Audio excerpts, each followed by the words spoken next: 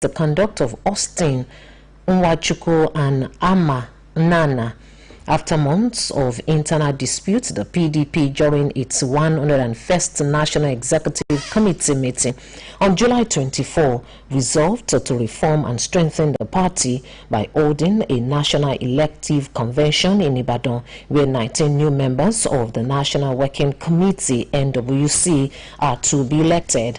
However, loyalists of the Minister of the Federal Capital Territory, Nyesom Wike, have expressed displeasure with the Umar Damagu-led NWC over issues surrounding the South-South zonal leadership, party structures in Cross River, Akwa Ibom and Plateau states, as well as the micro-zoning arrangements for the convention. Wike's camp has cautioned that the planned convention could be jeopardized if the party fails to review some of its recent decisions. The group has already approached the court seeking to stop the convention.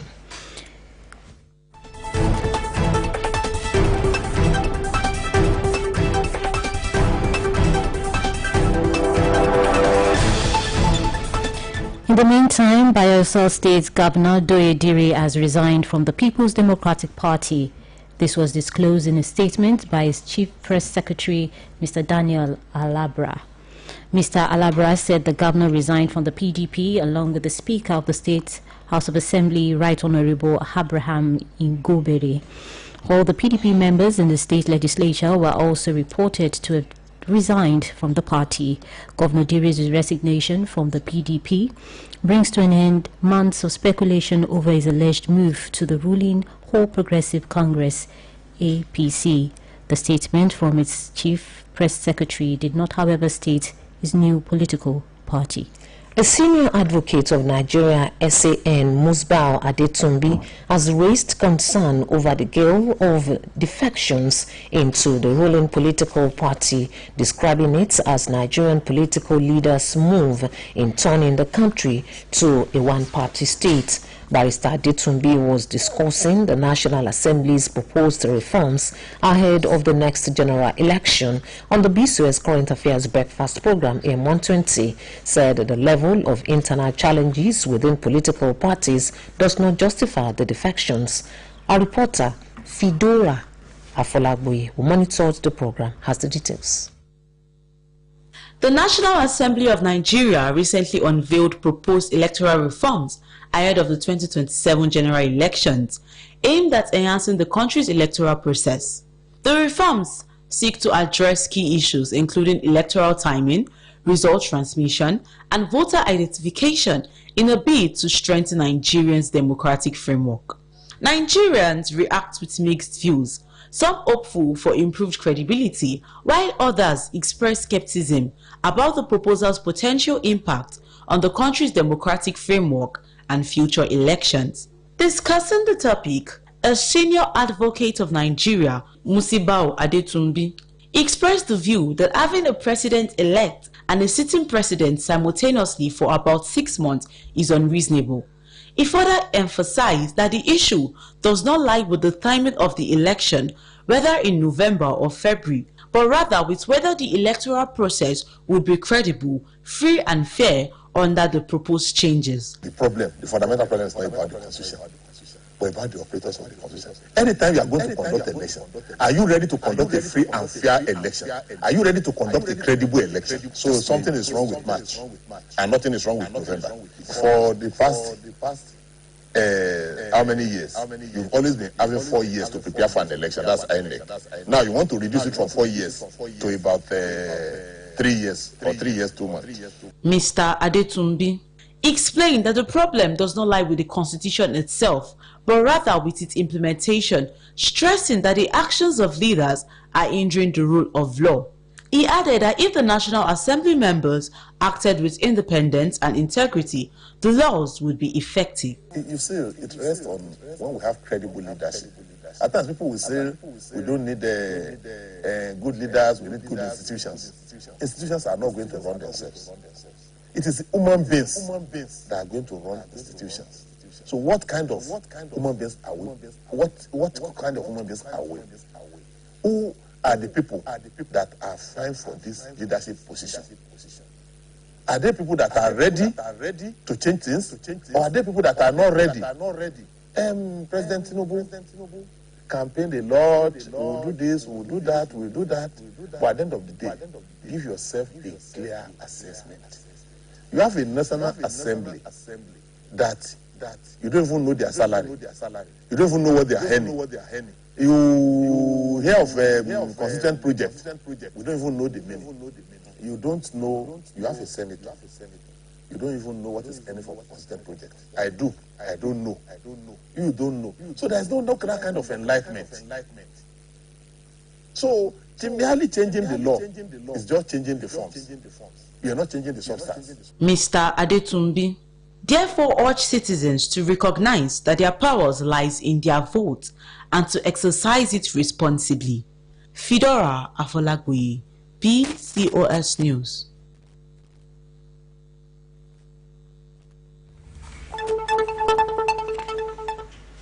The House of Representatives today resolved to investigate why the government-funded modular refinery in Brass, Bayelsa State has failed to commence, despite an investment of about $35 million in the project. This followed a motion of urgent public importance sponsored by Billy Osawaru, alleging that despite the investment, there is nothing to suggest that the government has made such a huge investment. In the view of the motion, the House directed its Committee on Downstream and Midstream to investigate the circumstances surrounding these huge financial commitments to the tune of $35 million. Leading the debate on the motion, Osawaru argued that an increased revenue base for the nation reduces the pressure on the foreign exchange regime and lowers the debt burden, especially as it relates to budget financing. He expressed concern that despite this huge investment of $35 million, which is more than 50 billion naira and enough to fund fundamental components of the national budget, the proposed modular refinery was never set up. The Oyo State government has prioritized maternal and child health by strengthening primary healthcare systems, expanding access to skilled birth attendants, and promoting digital health innovations. The State Commissioner for Health, Dr. Oluyole Ajetumobi, made this known during the Maternal and Newborn Mortality Reduction Innovation Initiative MAMI workshop held at a popular event center in Ibadan. Details are presented by Governor's Office correspondent Olalekan Sulaiman. Maternal and Newborn Mortality Reduction Innovation Initiative MAMI workshop was convergence of vision, expertise, and commitment to one of the most pressing challenges confronting the health sector in Nigeria. Declaring the event open, the Oyo State Commissioner for Health, Dr. Oluyole Ajetumobi, explained that the program was designed to explore effective strategies for reducing maternal mortality to the barest minimum across the state. Dr. Ajetumobi urged all stakeholders present to serve as ambassadors of the Maternal and Newborn Mortality Reduction Innovation Initiative, MANI, and to ensure that its message and objective are effectively disseminated throughout the society. What is causing maternal mortality? We go to our communities to find out.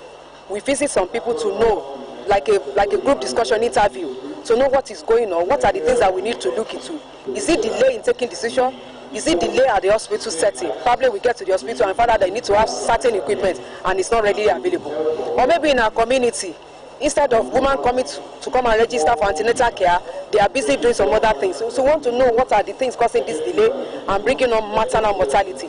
Because we hope that by co-creating this event, everybody will come together and we are going to come out with a plan to be able to tackle the issue of maternal mortality and neonatal mortality in Oyo State.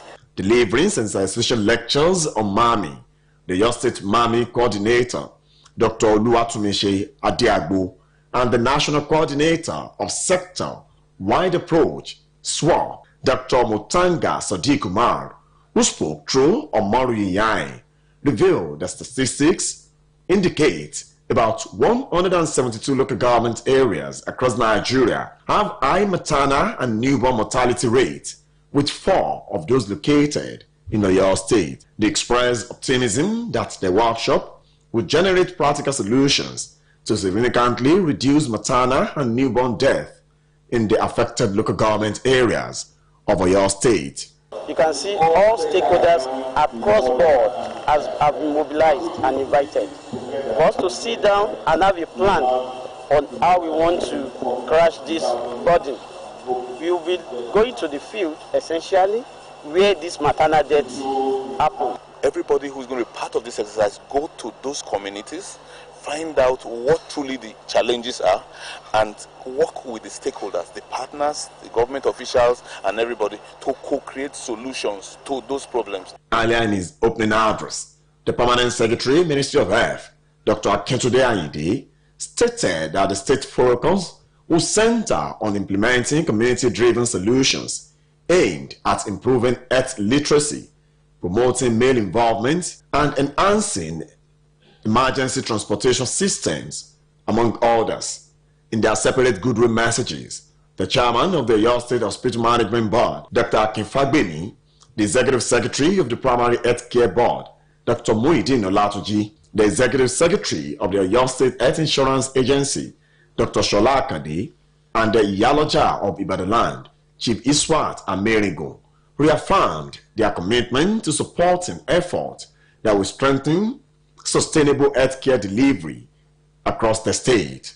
The event was attended by notable personalities, including the Balogun of Ibadan Land, Oba Tajuddin Ajibola, as well as religious leaders. Olalekan Sulaiman, BSS News. In the meantime, the Oluyole State government has directed roadside traders and those selling in containers along Airport Road, Hodife Road and Onipepeye areas of Ibadan to relocate their trades. This was disclosed in a statement by the Special Advisor Media to the State Governor, Sulaiman Olariwaju. The government gave the traders 2 weeks to put an end to roadside trading on the axis, with the ultimatum expiring on Monday, October 27, 2025. The state government said having built markets and other closed stores in various parts of the city could no longer tolerate trading on roadside or placement of container shops on drainages. It also added that trading on walkways could lead to damaging public infrastructure, blocking drainage system, and putting the state at risk of flooding, which could also deprive the state of benefits of its investment in the promotion of tourism, stating that such sites could turn off tourists. The government, however, urged all affected traders to comply with the directive, stressing that failure to do so would result in the enforcement of extant rules in the state, which might lead to not just the confiscation of wares, but also the prosecution of offenders. This broadcast of Newscope is coming to you from the Broadcasting Corporation of Oluyole State, Ibadan. The Oluyole State government, through the State Rural Water Supply and Sanitation Agency, OLUYOLE, in collaboration with the UNICEF Lagos Field Office, played host to the 2025 Global Hand Washing Day celebration, themed Be a Hand Washing Hero. During his welcome address, OLUYOLE's General Manager, Mr. Adeniyi Adedutan, emphasized the significance of hand washing, highlighting that raising awareness is crucial in promoting this essential practice. The chairman of OLUYOLE, Alhaji Babalola Afobaje, stated the importance of adopting hand washing as a habitual practice after every activity to maintain good health and prevent the spread of germs. Also, the Vice Chairman for Environment, on behalf of Oluyole State House of Assembly, Honorable Gushola Anthony, traditional rulers, heads of markets, men and women, and other non-government organizations stressed the importance of adopting hand washing as a national culture, noting that each time individuals wash their hands, they contribute significantly to public health. They further urged everyone to become ambassadors for hand hygiene, promoting it as a collective effort starting from homes, given its effectiveness and cost efficiency in maintaining good health. 700 pupils of St. David's Primary School 1, 2 and 3 Kudeti have benefited from the Rufi Edwards Empowerment Initiative School uniform distribution exercise. The official handover ceremony held within the school premises was attended by government representatives, education stakeholders and community leaders.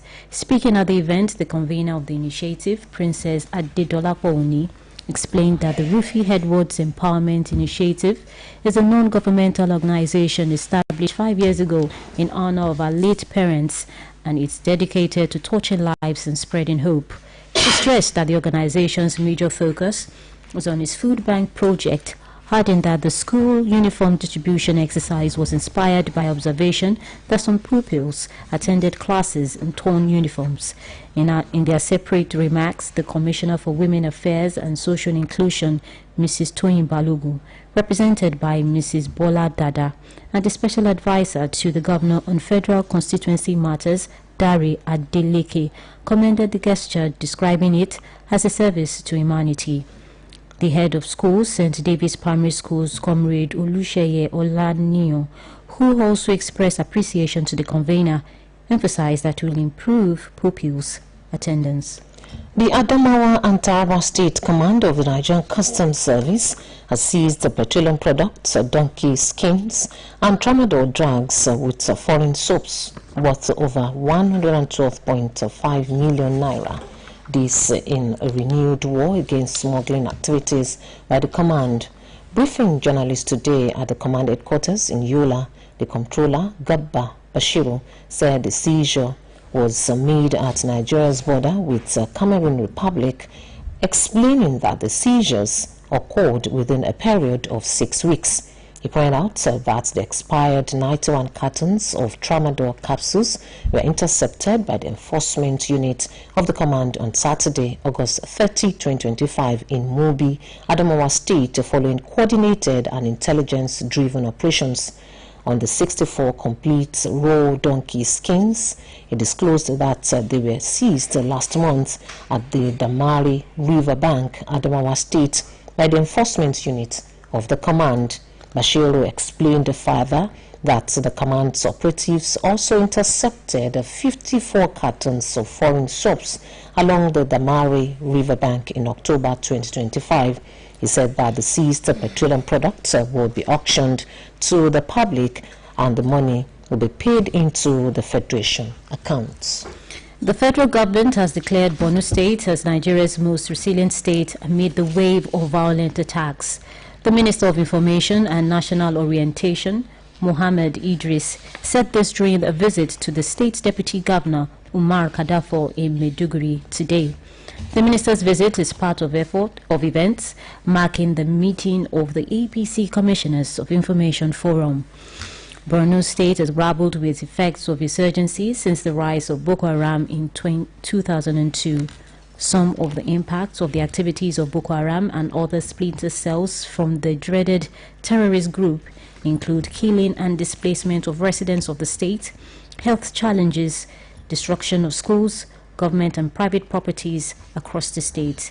The minister further noted that the people of Borno State deserve commendation from all Nigerians for their resilience and remarkable ability to recover from difficult situations.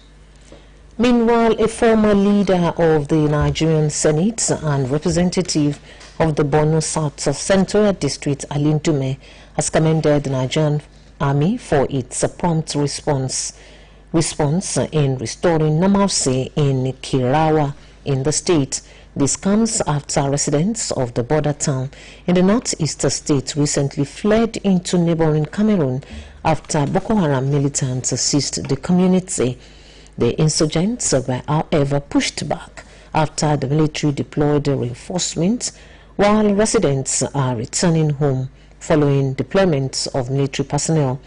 The lawmaker, in a statement today, however, commended the Chief of Army Staff, Lieutenant General Olufemi Oluyole, and the Chief of Defense Staff, General Christopher Musa, for their prompt response, particularly the deployment of the 153 Task Force Battalion to the community. He also called for sustained collaboration between the Nigerian military and its Cameroonian counterparts in policing border towns. And on the foreign scene, an oil tanker undergoing repairs at a shipyard in western Indonesia caught fire earlier today, killing 10 people and injuring 21 others. Local police chief Zainal Arifin disclosed that the blaze broke out aboard the MT Federal 2 at around 4:30 a.m. while the vessel was docked at a shipyard on Batam Island near Singapore. The victims were taken to 4 nearby hospitals and authorities have launched an investigation into the cause of fire. Arifin said the Indonesian flagged tanker was not carrying any oil cargo at the time of the incident, stating that the ship had been emptied ahead of the repair work. It was the second fatal fire aboard the same vessel in less than 5 months. To end this edition of Newscope, here again are the main points. The International Monetary Fund, IMF, has decried illicit financial flows out of Nigeria, noting that this was contributing to worsening revenue challenges. The House of Representatives today resolved to investigate why the government-funded Modular refinery in Bras Bayelsa State has failed to commence, despite an investment of about $35 million in the project. The Oyo State government has prioritized maternal and child health by strengthening primary healthcare systems, expanding access to skilled birth attendants, and promoting digital health innovations. We also told you that an oil tanker undergoing repairs at a shipyard in western Indonesia caught fire earlier today, killing 10 people and injuring 21 others. That's all from Newscope Desk. For now, it was edited by Fumbi Bello and delivered by Adetoke Olaleye. Afolakemi Akonbi, thank you very much for listening, and don't forget to tune in for the Yoruba edition at 8 o'clock tonight. Good evening.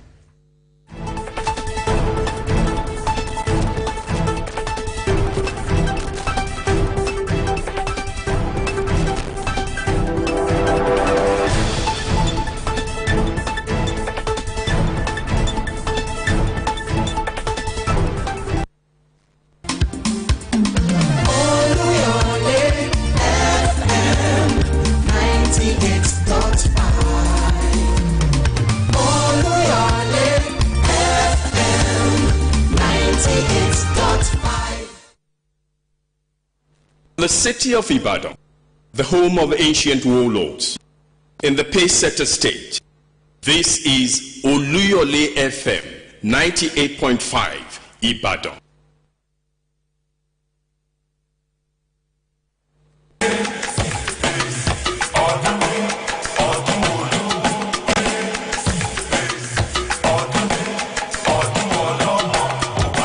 ọdún ni bàbá kérésì BCOS máa ń wáyé tìlù tìfọn láti fi máa ń kí káàbọ̀ sínú ọgbà iléeṣẹ́ wa lóríta Basọ̀run nílùú Ìbàdàn. Kété tí bàbá kérésì bá ti kúrò nílẹ̀ Róòmù, gbàgede iléeṣẹ́ wa BCOS ní ògùn wá sí. Torí ẹ̀ la fi ń sọ fún iléeṣẹ́ ńláńlá olókòwò kékèké, ẹ̀yin tẹ́ fẹ́ tajà àwọn ọmọdé, ẹ̀yin kátàkárà, tàbẹ́yìn tẹ́ bá fẹ́ ta ohun tẹ́nu ń jẹ, gbogbo ẹ̀yin tẹ́ mọ́ lu àkókò òpin ọdún pàtẹ láti ta onírúurú ọjà tiyín láti ṣayẹyẹ òpin ọdún fáwọn ọmọdé àtàgbàlagbà, ẹlẹ́gbẹ́jẹgbẹ́, ilé ìjọsìn, ẹ̀yin ọlọ́jà tẹ́ fẹ́ ta ohun gbogbo tẹ́nu ń jẹ, ẹ máa bọ̀ nínú ọgbà iléeṣẹ́ wa BCOS lóríta Basọ̀run nílùú Ìbàdàn láti bá wa dòwò pọ̀ pẹ̀lú owó péréte. Ẹ sì lè pe alága ìgbìmọ̀ bàbá kérésì ilé akéde lóríta Basọ̀run fọ́dún 2025 àjọpọ̀ bí ẹni yin Olódùmarè hallelujah sórí 0811 620 0150 0811 620 0150. Bàbá kérésì ilé akéde oríta Basọ̀run ti ń palẹ̀mọ́ láti gúnlẹ̀ sọ́gbà iléeṣẹ́ wa BCOS. Bó o ṣe gbọ́ máa sọ fẹ́lòmíì pé ó ti ń palẹ̀mọ́ kò ní pẹ́ dé.